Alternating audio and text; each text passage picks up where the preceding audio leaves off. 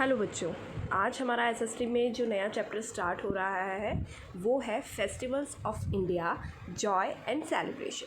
Festival सुनते ही हमारे मन में कितनी सारी चीज़ें आती हैं। और वैसे भी इंडिया को तो लैंड ऑफ फेस्टिवल कहा जाता है। क्यों? क्योंकि यहाँ पे इतने सारे फेस्टिवल्स मनाए जाते हैं कि शायद ही और कहीं वर्ल्ड की किसी कंट्री में मनाए जाते होंगे। आप देखते हो कि नॉर्थ साइड के अलग फेस्टिवल, साउथ ईस्ट के अलग, वेस्ट के अलग, साउथ वेस्ट के अलग, मतलब कितने सारे हमारे यहाँ फेस्टिवल्स होते हैं। जैसे कि मतलब आप देखो होली, दिवाली, पूरे साल हम कितने सारे फेस्टिवल्स मनाते हैं। अभी अभी हमने 15 अगस्त, फिर गणेश चतुर्थी, जन्माष्टमी, ये सारे फेस्टिवल्स मनाए। उसके बाद फेस्टिवल सुनते ही हमारे माइंड में क्या आता है? फेस्टिवल सुनते ही हमारे मन में जॉय एंड ज़ील यानी कि खुशी से भर जाता है हमारा मन। और मीटिंग ईच अदर यानी कि हमें पता है जब फेस्टिवल है तो हम एक दूसरे से मिलेंगे। न्यू क्लोथ्स आते हैं हमारे कि भाई दिवाली है तो चलो नए कपड़े खरीदेंगे। लॉट्स ऑफ डिशेस बनती हैं घर में, स्वीट डिश बनती है, कचौड़ी बनती है या हलवा पूरी बनती हैं। कितनी सारी डिशेस हम अलग अलग त्यौहार पे अलग अलग तरीके की बनाते हैं। लड्डू, बर्फ़ी, हर त्यौहार का एक अलग सौंदर्य होता है, एक अलग डिश होती है हर त्यौहार की। और सबसे बड़ी बात जो बच्चों को खुशी होती है, त्यौहार वाले दिन की छुट्टी मिलती है हमें स्कूल से। हालांकि अब तो कोरोना के चक्कर में हमें इतनी सारी छुट्टियां मिली कि हम छुट्टियों से बोर हो गए हैं। आप लोगों का भी स्कूल आने को मन करता होगा, अपने फ्रेंड्स से मिलने का मन करता होगा। लेकिन जब हम रेगुलर नॉर्मल डेज़ में स्कूल आ रहे थे तब हमें जब छुट्टी मिलती थी किसी फेस्टिवल की तो हमें कितना अच्छा लगता था। इसीलिए फेस्टिवल्स हमारे लिए बहुत इंपॉर्टेंट है और वो हमारी लाइफ में बहुत इंपॉर्टेंस भी रखते हैं। Every festival celebrate in different manner. अब ऐसा तो है नहीं कि हम हर फेस्टिवल को एक ही तरीके से मनाते हैं। जैसे कि मान लो हम होली पे भी कलर से खेल रहे हैं, दिवाली पे भी कलर से खेल रहे हैं, रक्षाबंधन पे भी कलर से खेल रहे हैं, ऐसा तो नहीं है। हर फेस्टिवल को मनाने का एक अलग ही तरीका भी होता है। और आपकी जो एसएसटी की बुक है इसमें फेस्टिवल्स को मेनली 2 पार्ट्स में कैटेगराइज किया गया है। एक तो होता है नेशनल फेस्टिवल जो कि पूरे नेशन में यानी कि पूरे आपकी कंट्री में मनाया जाता है सेम तरीके से, है ना। और मतलब अगर नेशनल फेस्टिवल वाले दिन दिल्ली में छुट्टी है तो आपके आगरा में भी छुट्टी रहेगी, आपके तमिलनाडु में भी छुट्टी रहेगी, आपके असम में भी छुट्टी रहेगी। मतलब national festival is for whole nation, इसी से उसका नाम नेशनल फेस्टिवल पड़ा है।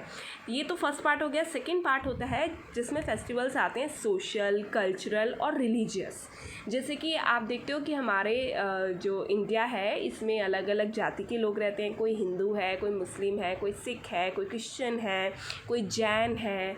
तो इस तरीके से उनके फेस्टिवल्स अलग अलग होते हैं। हर रिलीजन के अलग फेस्टिवल होते हैं। कुछ हम जो हर रिलीजन के लोग मनाते हैं उनको हम नेशनल फेस्टिवल कहते हैं। और जब हम रिलीजन वाइज या कल्चर वाइज मनाते हैं कि जैसे गाँव के लोग थोड़े से अपने कल्चर को लेके कुछ अलग त्यौहार मनाते हैं, या ईस्टर्न साइड की जो हमारी स्टेट्स हैं उनके जो कल्चर है वो अलग है तो वो थोड़ा सा उनके फेस्टिवल्स थोड़े और अलग हो जाते हैं। तो इस तरीके के आपने बहुत सारे फेस्टिवल सुने होंगे। जैसे कि आप इसमें पोंगल होता है, ओणम होता है और आपकी नवरात्रि होती है। अब नवरात्रि हर जगह एक सी नहीं मनाई जाती। जितनी धूमधाम से वो वेस्ट साइड में यानी कि गुजरात और राजस्थान की तरफ मनाई जाती है, साउथ में उसको इतना नहीं मनाते। और ऐसे ही सेम वे में जैसे साउथ साइड पोंगल हम इतना अच्छे से मनाते हैं साउथ के लोग, वो हम ईस्ट में या नॉर्थ में नहीं मनाते।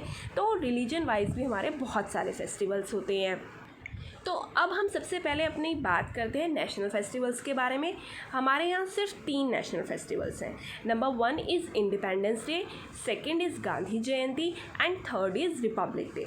तो पहले हम बात करते हैं इंडिपेंडेंस डे की। वैसे तो आप सभी को पता है अभी अभी हमने इंडिपेंडेंस डे मनाया है और ये हर साल 15 अगस्त के दिन ही मनाया जाता है। क्यों?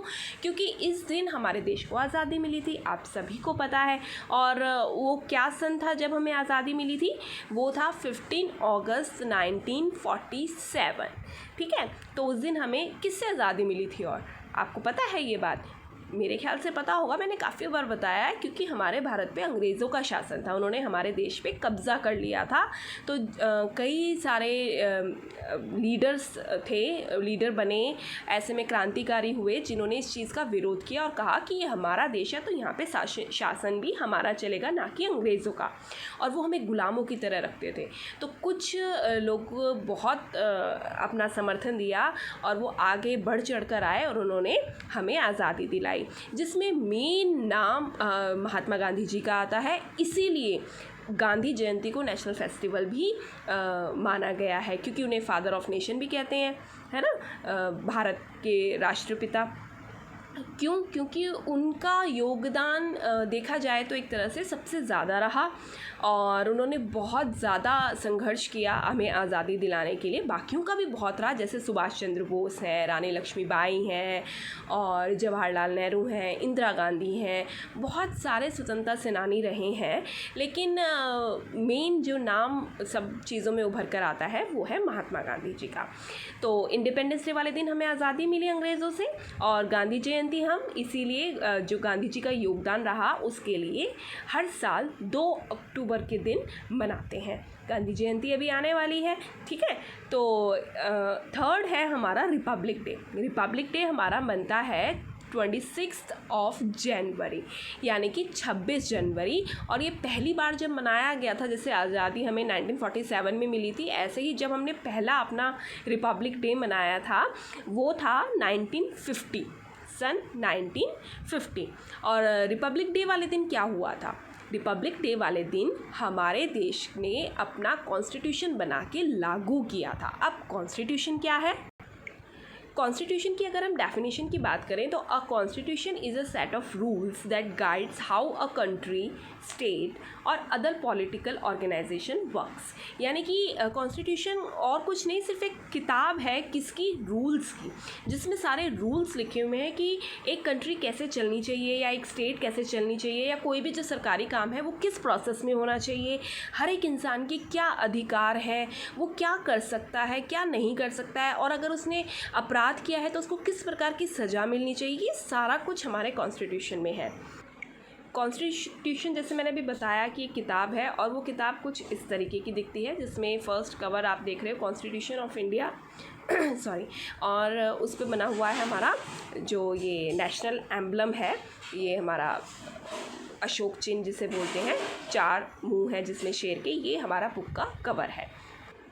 अब ये हमारा कॉन्स्टिट्यूशन जो है, जो रूल्स हैं, रेगुलेशंस हैं, ये हमारे किसने बनाए?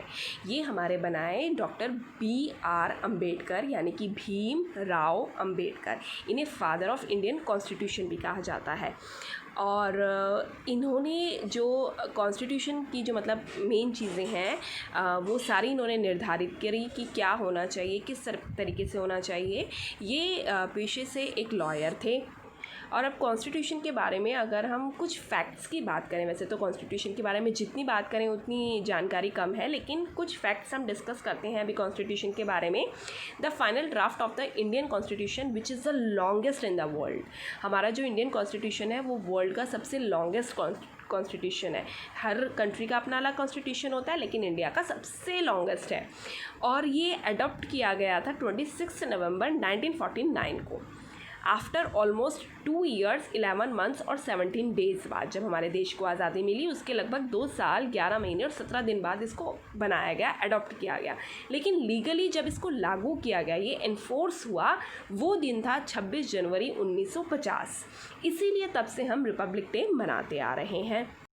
अब अगर हम बात करें कि इसकी हमें ज़रूरत क्यों थी, इसकी हमें बहुत ज़रूरत थी। जैसे कि अगर आप अपने छोटे लेवल से ही स्टार्ट करो, आप अपना घर ले लो या स्कूल ले लो। जैसे स्कूल में प्रिंसिपल सबसे बड़े होते हैं, तो वो ही डिसाइड करते हैं क्या होना चाहिए, कब होना चाहिए, लेकिन वो अकेले नहीं करते, वो सबकी सहमति से टीचर्स से पूछ के कि अच्छा अगर हम ऐसे करें तो क्या होगा, ऐसे करें तो क्या होगा। ऐसे ही आप अपने घर में भी देखते हो, ऐसा तो नहीं है कि मम्मी अपनी मर्ज़ी से काम कर रही है, पापा अपनी मर्ज़ी से काम कर रहे हैं, खर्चा वो अलग कर रहे हैं, वो अलग कर रहे हैं, नहीं, हम सब एकजुट होकर एक साथ रहकर डिसाइड करते हैं और फिर सब कोई फ़ैसला लेते हैं।